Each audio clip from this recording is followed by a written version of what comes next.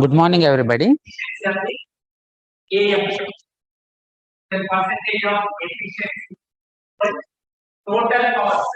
One of you, please confirm if my voice is clear.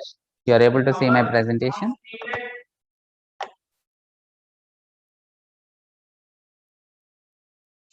One of you, please confirm if my voice is clear and you are able to see my presentation. Yes, sir. Okay, fine.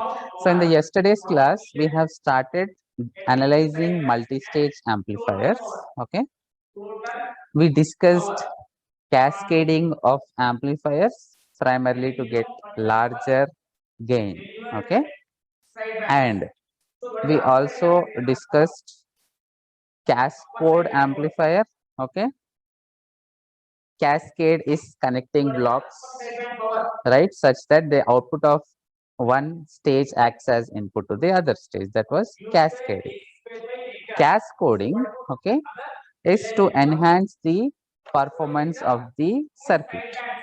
In the amplifier, okay, in the amplifier, we require that the gain, okay, is high. Other than that, what we need is input impedance, output impedance. Okay, we need, for example, for a voltage amplifier, okay, for a voltage amplifier, the input impedance has to be high. Okay, why input impedance has to be high? So that it takes more voltage into the amplifier. Okay, so on, we have requirements. So for that, to achieve those requirements, we go for cascade, we go for cascode amplifier. Okay, in cascode amplifier, transistor is placed one above the other. We have seen this transistor placed one above the other in cascode. Next, here this one is a combination of common emitter followed by common base. We discussed yesterday. Okay, and why we need to go for such is common base gives wider bandwidth. Okay, common base configuration gives wider bandwidth, but input impedance is low. For common base, the problem is input impedance is low. Then, okay, to solve this problem, what we do is putting a common emitter before common base will solve the problem. Okay, so that is why we go for cascode. So yesterday we have seen this circuit. We have taken equivalent circuit. Then what we have done? We have replaced the transistor. We have replaced the transistor with its equivalent H parameter approximate model. Okay, and we achieved this circuit, right? Till here we already completed in the last class. Now, okay, see again the process that we will go about is, for any amplifier, the process is, from the amplifier circuit you will use two conditions. For AC equivalent, capacitor short circuit, and then replace VCC by ground. That will be AC equivalent. Next, replace the transistor with its H parameter model. Okay, that will be the next step, right? So very simple process. So this is the circuit. So far, any difficulty? Everything is clear? Any difficulty? Please tell. I'm telling slowly, clearly, because it is the same process. Now, if I, at the end of today's class, I expect you to analyze a new circuit. Okay, all it will contain is capacitors, resistors, VCC, AC voltage, okay, transistors. That's it. Similar circuit. Means components are similar, different functions. Okay, the method is same. The analysis results will be different. Okay, when you have practice of analyzing new circuits in exam, any circuit you will be able to solve. That is my intention.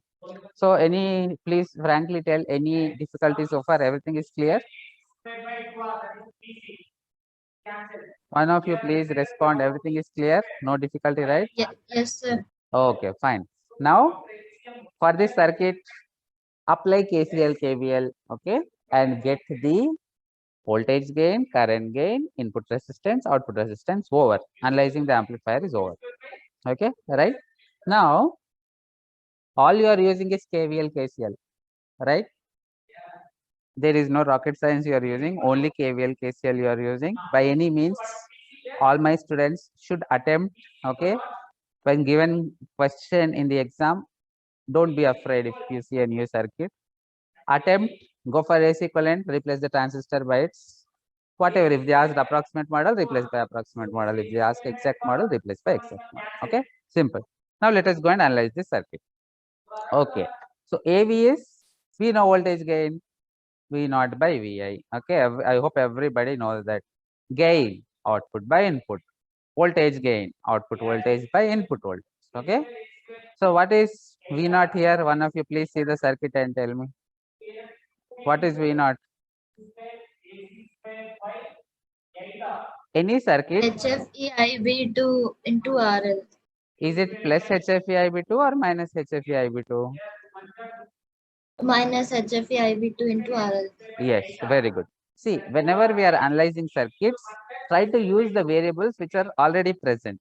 Okay, that will reduce some confusion, right? So current through this in upward direction, isn't it? Because nothing else is connected here. The same current flows in this single path, right? There is no branching. So the current through RL in upward direction is HFE IB2. So current through RL in downward direction is minus HFE IB2. So Ohm's law V naught is RL multiplied by the current. So your friend has given the correct answer. So V naught is minus HFE IB2 into RL. Okay. So V naught is minus HFE IB2 into RL. Right. Now, see here. Immediately, let us see what I know V naught already. If I know Vi, I will know gain. Okay. What will Vi be? Just to see the circuit and tell me what is Vi. One of you please answer. What is Vi? Ohm's law again. See, nothing. KVL, KCL, Ohm's law. That's all. Okay. Very easy subject, provided you have sufficient practice. IB1 into HIE. Very good. Okay. Current through HIE is IB1. So Vi is simply IB1 multiplied by HIE. Okay. IB1 multiplied by HIE. We know, see, by looking at that circuit, we understood that Vi is in terms of IB1. But we got V naught in terms of IB2, isn't it? So if we want V naught by Vi, first I should get a relation between IB2 and IB1, isn't it? So where can I get? Now again we will see the circuit. So far we understood that we need relation between IB2 and IB1. Then only I will get V naught by V1, isn't it? Okay. Simple intuition, just based on requirement. Again we are looking into circuit. Now, where I will get relation between IB2 and IB1? Observe, here only IB1, so no IB2. Leave here this node. Okay, if you see this node has currents associated with it in terms of IB1, IB2, isn't it? Okay, right? So again I am repeating. Here we found V naught is in terms of IB2. Vi is in terms of IB1. If I want to solve V naught by Vi, I should get IB2, IB1 relation. Here I can see the node where there is relation between IB1, IB2, IB2, isn't it? The currents associated with this node, IB1, IB2, IB2. So if I write KCL here, okay, if I write KCL here, then what I will get? I will get relation between IB1 and IB2. Okay. So tell me what is KCL here? Please answer.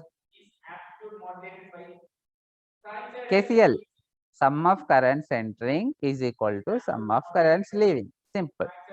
So what are the currents entering here? Currents entering, how many currents entering? This is entering. This is also entering. This is leaving. So sum of currents entering will be equal to sum of currents leaving. So what will the KCL here be? Please answer.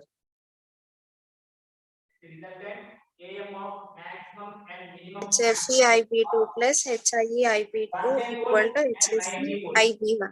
We are adding only currents. Okay. Only currents we are adding. Again you repeat. What is the current here? The current here is HFE IB2. What is the current here? Only IB2. Okay. What is the current here? 1 minute. Yes, sir. రాలేదు నాకు రాలేదు sir okay, sorry for the interruption. So yeah, please tell me what is the KCL here? IB2 plus IB IB2 plus IB2. Once again, please tell.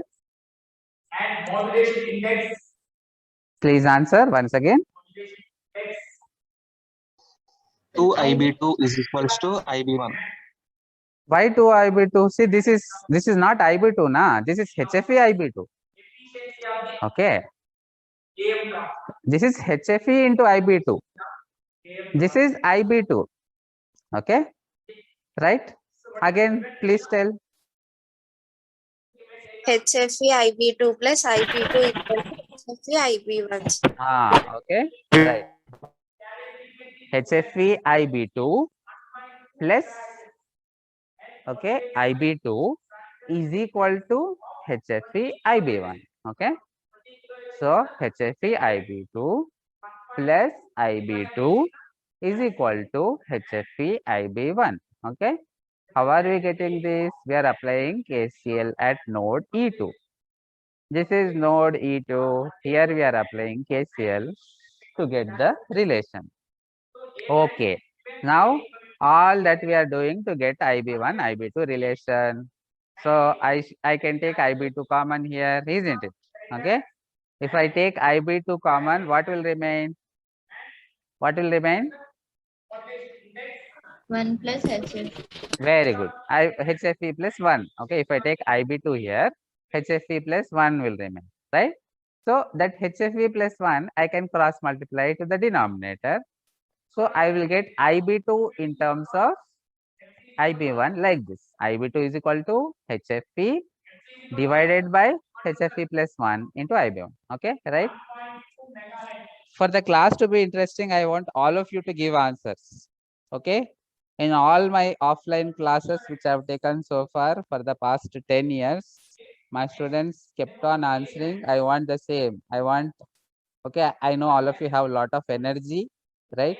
So please answer. It's okay. All 33 students, all 32 students answer at a time, no problem. I can still understand, right? So let us do it in an energetic manner. So IB2 we got. Now, why do we need this IB2? Because V0 is in terms of IB2. So next task will be what? Replace IB2 here. Simple. Okay. So I am calling equation number 2. I am calling equation number 3. Right? Let me put this 3 in equation 2. When we do that, okay, minus HFE, IB2 is HFE IB1 by HFE plus 1, right? Into RL. Minus HFE, this is IB2, I replaced, into RL, right? VI already we discussed. VI is HIE into IB1, okay? Now, all you need to do is V0 by VI. Okay, now I can do V0 by VI because Now I can do V naught by Vi because V naught is in terms of IB1. Vi is already in terms of IB1. When I take ratio, IB1 will cancel. So let me go ahead and take the ratio. Let me go ahead and take the ratio. So if I take AV, V naught by Vi, if I take V naught is this, Vi is this, IB will get cancelled. So other than IB, everything I can write. Other than IB, I have minus HFE into HFE by HFE plus 1. Minus HFE into HFE by HFE plus 1. RL as it is, then HIE as it is, because IB1 cancelled, right? Is there anybody who did not understand this? Please answer. Okay. Now, for a bipolar junction transistor, HFE is forward current gain. Okay, HFE is forward current gain in common emitter configuration. In common emitter configuration, what is the input? Common emitter configuration, what is the input? Base is input. Okay. What is the output terminal? Please answer. Base over, emitter over, what is the remaining? Yes. Collector. Yes. Okay. So for common emitter, input is base, output is collector, right? See, base is very thin and lightly doped, because of which base current is usually small, right, compared to collector current. So current gain, collector current divided by base current, is usually a larger quantity, right? What I want to say is HFE is forward current gain in common emitter configuration. It is usually a larger value.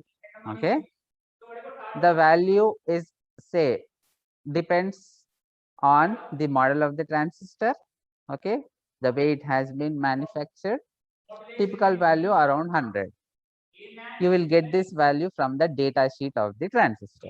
Okay, so usually it is a larger value. So HFE is much greater than 1. Now let us analyze this expression. If HFE is much less than 1, what I can ignore here? If HFE is much greater than 1, what can I ignore here? Among these two, A plus B, B is A plus B, A is much greater than B. Can I neglect B? Yes, sir. So what I can neglect here? 1, sir. Very good. This one I can neglect. Okay. When HFE is much greater than 1, this one I can neglect. So when I neglect this one, HFE by HFE, how much will this whole term become? 1. Very good. Okay. So when HFE is much greater than 1, this one I can neglect. When I neglect this one, numerator also HFE, denominator also HFE. HFE I can cancel. So this whole term simply becomes 1. So when this whole term simply becomes 1, the expression will be minus HFE RL by HI. Okay, minus HFE RL by HI. Okay, so we found out voltage gain. Now let us go for current gain. What is current gain? Please answer. What is current gain? Output current by Output current by input current. Very good, correct answer. What is output current here? What is the output current here? Tell. Current in the downward direction, isn't it? So what is the current in downward direction? Please minus answer. HFE Minus IB2. HFE Minus IB. HFE by Yes, into minus RL. no current. I am talking only now. We are only discussing current gain. Okay, so I am only interested in what is the output current. Output current, okay, a current in downward direction through RL. So minus HFE IB2 is output current. So minus HFE IB2 output current. Now let us see what is input current. Input current, okay. Here IB1. Input current is IB1. So minus downward direction current means output current is minus HFE IB2. Input current is IB1. Okay, right? So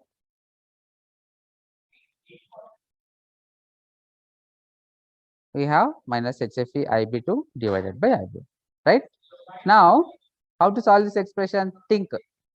Very easy method. If I get a relation between IB2, IB1, then I can get an expression for AI. Did we already find expression for IB2 by IB1? IB2 in terms of IB1, we already did it. For Yes. voltage, good. For voltage gain, we already found IB2 in terms of IB1. Now our work becomes very easy. I directly take this equation. Okay, I am directly taking this equation. So IB2 by IB1 will be HFE by HFE plus 1, isn't it? So IB2 by IB1, I can replace. Okay, I can replace and I can get a simplified relation. Okay, so let me go back and see equation 3. Equation 3 is IB2 is equal to HFE IB1 by HFE plus 1. So this IB2, now I will replace. Okay, this IB2 I will replace HFE IB1 by 1 plus HFE. Okay, HFE IB1 by 1 plus HFE. IB2 I am replacing. Now IB1 I can cancel, right? IB1 if I cancel, what are remaining? Minus HFE is remaining. Here HFE is remaining. Denominator 1 plus HFE is remaining. Okay, have we seen this before? Similar condition, isn't it? For voltage gain, for voltage gain we have seen HFE is much greater than 1. Again there is 1 here. That one I can neglect. So if I neglect this one, what will this entire term become? Please answer. Minus One. HFE. Okay. What will happen if I neglect this one? Your friend has given correct answer. If I neglect this one, HFE here, again this is also HFE. So HFE will cancel. So this entire term becomes 1. 1 multiplied by minus HFE gives minus HFE. Okay, right. So current gain over. Next, input resistance, very easy. Input resistance, input impedance. Okay, some textbooks call it RI, some textbooks call it ZI, right?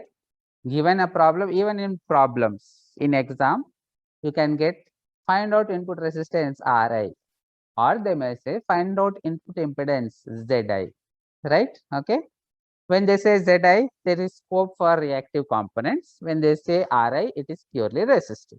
Okay, anyway, it is interchangeably used in different textbooks. Okay, so RI, okay, RI. See, whenever we find the input resistance, okay, looking into the amplifier. So input voltage divided by input current. So what is input voltage? VI. What is input current? IB1. Can anybody see this circuit and tell me what will input resistance be? Just look at the circuit and tell VI me. by IB1. VI by IB1. Very good, correct answer. So if you simplify, what you will get? Just to see. Because again there is Ohm's law. What is VI? VI Ohm's law. What is VI? HI. HIE into IB1. IB1. So VI by IB1 will be what? HI. Very good. Okay. So you can just see the circuit and say, okay, you see it is like this. You are looking into these terminals B1, B2. You are looking into the terminals B1, B2 towards the right. And there is only one component HIE. Okay. So you can see and tell. Mathematically you do. Then you look at, okay, There is only one resistance. So HIE, my answer is correct. You can verify. Okay, anyway, standard process, resistance looking into the terminals B1, E1 is the input resistance. So, how do we get resistance looking into the terminals? Voltage across those terminals divided by current entering the input terminal, right? So, VI by IB1. VI by IB1 is the input resistance, okay? VI by IB1 is the input resistance. VI, Ohm's law, IB1 into HIE, okay? VI, Ohm's law, IB1 into HIE. So, what do I get here? IB1 into HIE by IB1. IB1 will cancel, only HIE will remain, okay? This is the input resistance. Now, output resistance, okay? How do we get output resistance? Same process, right? But what are the conditions? Anybody remember the condition? Please answer. How to find output resistance? See, same method. Where whoever say output resistance, any internal exam, external exam, common emitter configuration, or it could be two-stage amplifier, okay?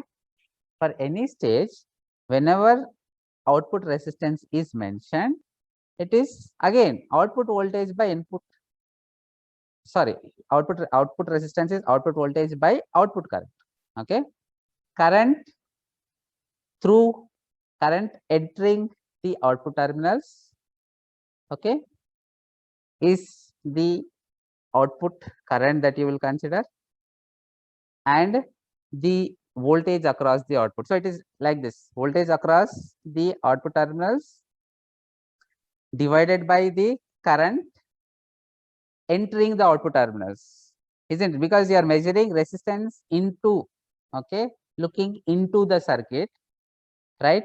So in this case, you should consider the current towards this direction, okay, current towards this direction, right? So please answer, what is V naught here? Sorry, what is the output resistance? Please answer. RL. No. See here it is directly HIE because there is only one connection, isn't it? There is only one connection, right? Suppose there was something connected between B1 and C1, then I cannot take that as the, okay, I cannot simply take HIE as the input resistance. I cannot do that. Here I directly took HIE because nothing else is connected. Okay, fine. There is only one. So, if we do V naught by V naught by output current, then we'll get RL only, no sir. See, okay, good question. Now, see here, the standard process for V naught, is we are actually connecting a source, right? We are actually connecting a source, and now see,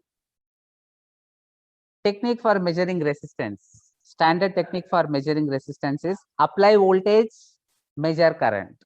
Okay, so far when we are finding out this gain, we are not applying any external voltage source here. Is it clear? We are only measuring. Now we are applying, okay, for output resistance. Very good question. Okay, who is the person who asked? Very good question, keep it up. The difference is, see, when I am finding gain, I am not connecting an external source here. Okay, I am not connecting an external source here. I am just measuring the voltage. Fine. Now, when I am finding resistance, what I am doing is I am connecting an external voltage source here. Now, when I connect external voltage source, the source will supply current. So there will be a current entering in this direction. That current will now branch. It will branch through RL. It will branch in this path. Okay, right? So very tricky whenever we are finding output resistance. Whenever we are finding output resistance, the technique is you connect an external voltage source. Okay, we connect an external voltage source. Then current drawn from the current drawn from the source. Okay, current drawn from the source we will consider. Now, see, actually the current drawn will divide through RL and it will also go through here. But what I can do is, see, I can simply measure looking into the terminals. For now, I can neglect RL. For now, I can neglect RL. Okay. Later on, I will take, see, first I will neglect RL, then I will find out the output resistance R0. Okay. Then I will say the overall resistance is R0 parallel with RL.